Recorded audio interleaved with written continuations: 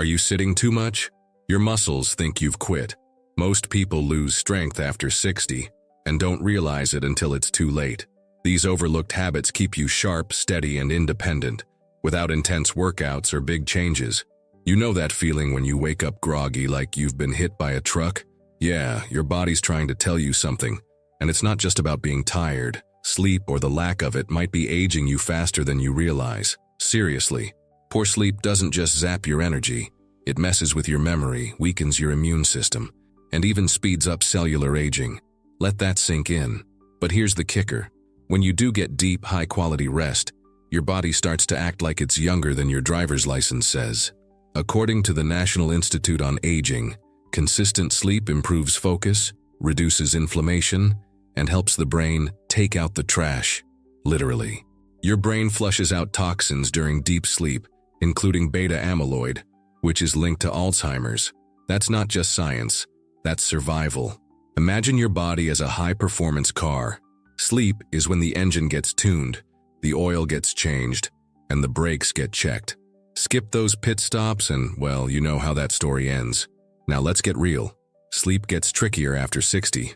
Hormone levels shift, circadian rhythms flatten, and sometimes that 2 a.m. trip to the bathroom turns into a 4 a.m. staring contest with the ceiling. But here's the good news. You can absolutely train your brain and body to rest better. And when you do, the ripple effects are massive, from sharper cognition to a stronger immune system. And yes, more graceful aging. Let's bust a myth right here. No, your body doesn't need less sleep just because you're older. That's outdated nonsense.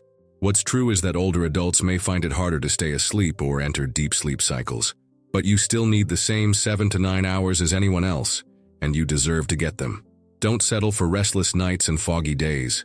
Let's fix it. Start simple. Dim the lights an hour before bed to help your body start producing melatonin. No scrolling. Your phone's blue light is a sleep assassin. Instead, try reading. Not a thriller that'll spike your heart rate, but something calming. Think The Book of Joy by the Dalai Lama or Stillness is the Key by Ryan Holiday. Books that ease your mind and invite stillness. Now here's a trick few people know. Temperature matters. A lot. Research shows that a cool bedroom, around 65 degrees, 18 deg, supports deeper sleep. Cozy socks can help your body regulate core temperature, signaling to your brain that it's time to wind down. Still can't sleep? Don't just toss and turn. That trains your brain to associate bed with frustration. Instead, get up, move to a dim room, and do something boring, like folding laundry or reading the dictionary. No joke. When drowsiness hits again, head back to bed. Melatonin supplements? They can help, sometimes, but they're not a cure-all. Use them like training wheels, not a crutch. You want your body to produce melatonin naturally, which it will, if you treat sleep like the sacred ritual it is. And let's talk caffeine. You might love your afternoon coffee, but it could be stealing your night's rest. Cut it off by 2 p.m. Yes, even decaf has enough caffeine to mess with sensitive systems. Swap it for herbal teas like chamomile, valerian root, or even tart cherry juice, which has natural melatonin. Now let me tell you about Carl. He's 67, retired, and used to wake up 4 times a night. His memory was slipping, and he started avoiding social gatherings because he was constantly exhausted. Then he overhauled his bedtime routine. No phone after 8 p.m., a nightly warm shower, and a guided meditation before bed. Within weeks, his energy bounced back, his mood lifted, and he even picked up painting again. Carl didn't just get more sleep. He took back his vitality. So let me ask you, when was the last time you truly felt rested? Because here's the truth. Your body wants to heal. It's just waiting for the chance.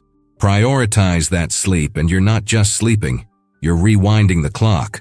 And while you're learning to sleep smarter, there's something else your body is dying for you to do. It's even simpler, and it doesn't require a pillow. You know how people say, just take it easy as you get older? That phrase might sound comforting, but truth is, it can be a trap. Because while slowing down might feel natural, staying still too long is one of the sneakiest ways people lose their independence. It's not that aging itself makes us frail. It's the long periods of inactivity that quietly chip away at our strength. Maybe you've noticed it. Things you used to do without thinking. Getting out of a low chair, bending to pick something up, reaching for a high shelf, start to feel harder.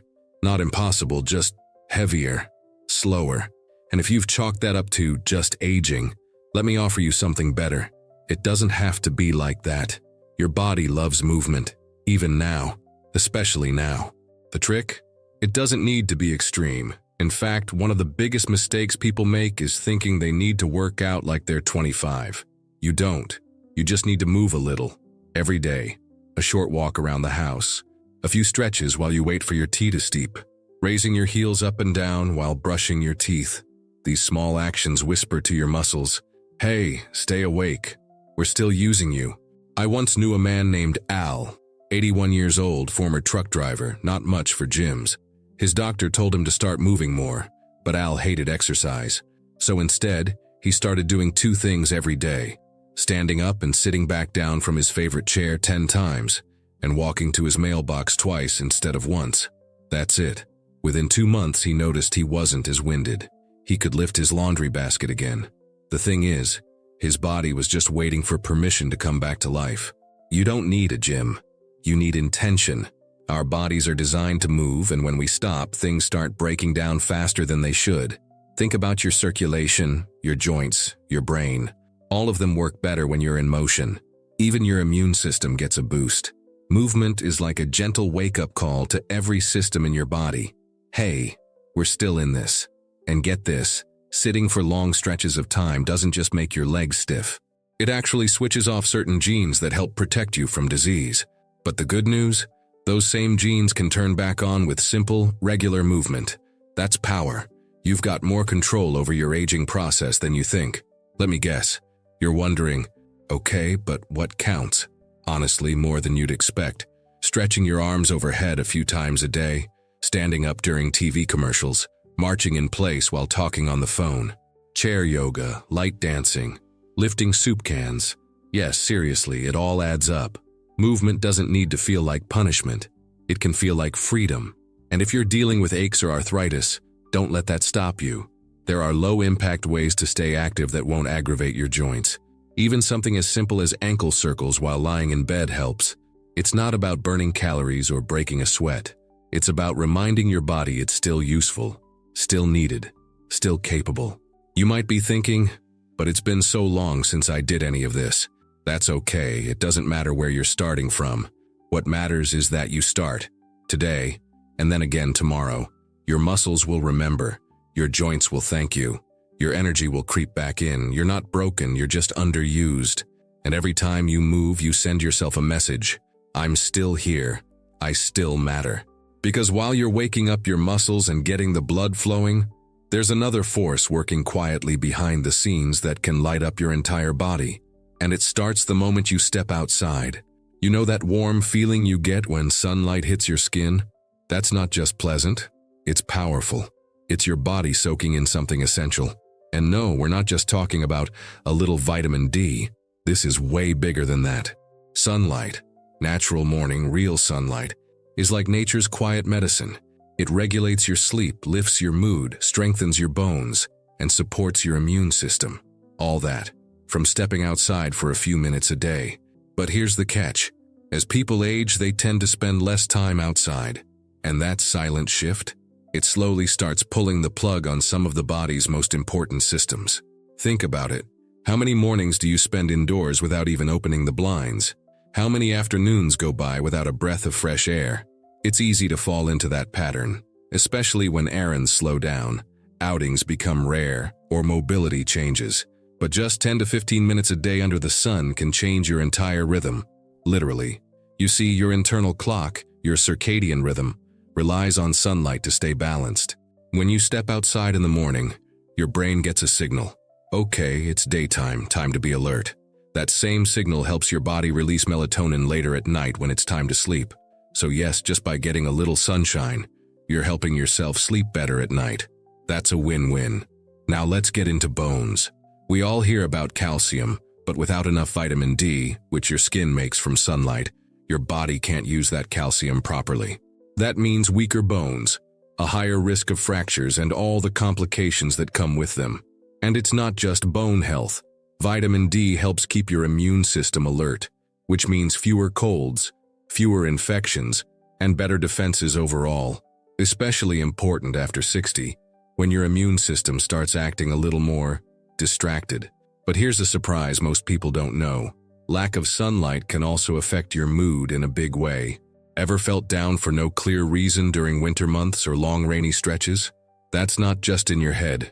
It's your body missing its natural cue to create serotonin, that feel-good brain chemical.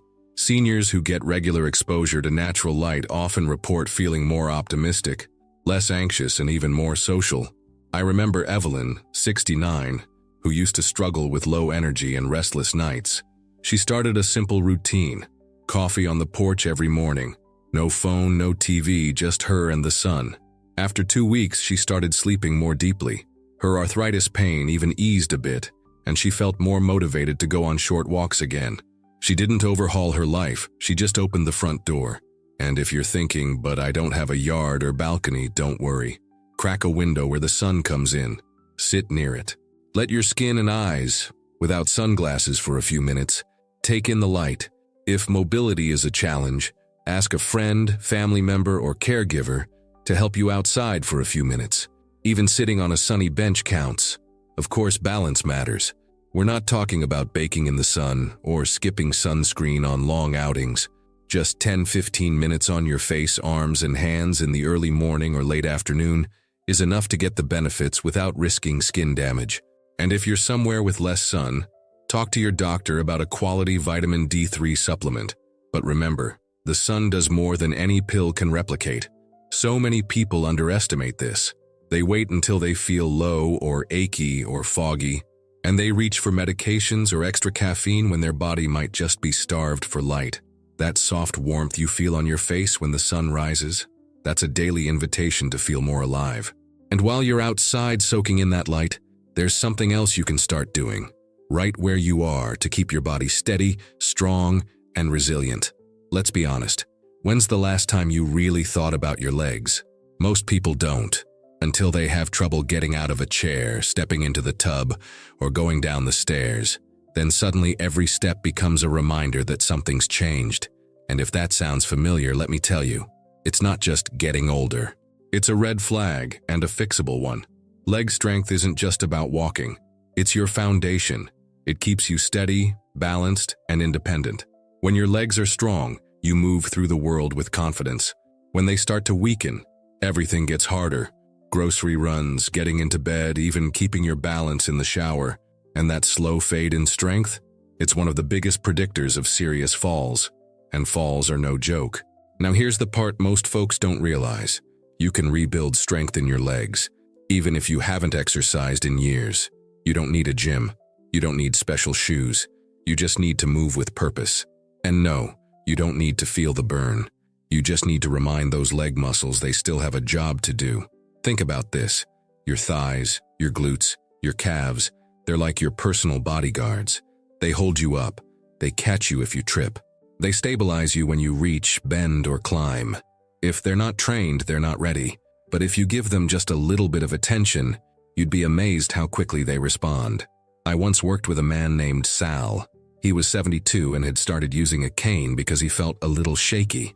He assumed that was just aging, but really, his leg muscles were asleep. We started simple, just 10 seated leg lifts a day and standing up from a chair without using his hands. 2 weeks in, he noticed he could step into the shower without hesitation. 3 weeks later, the cane started gathering dust.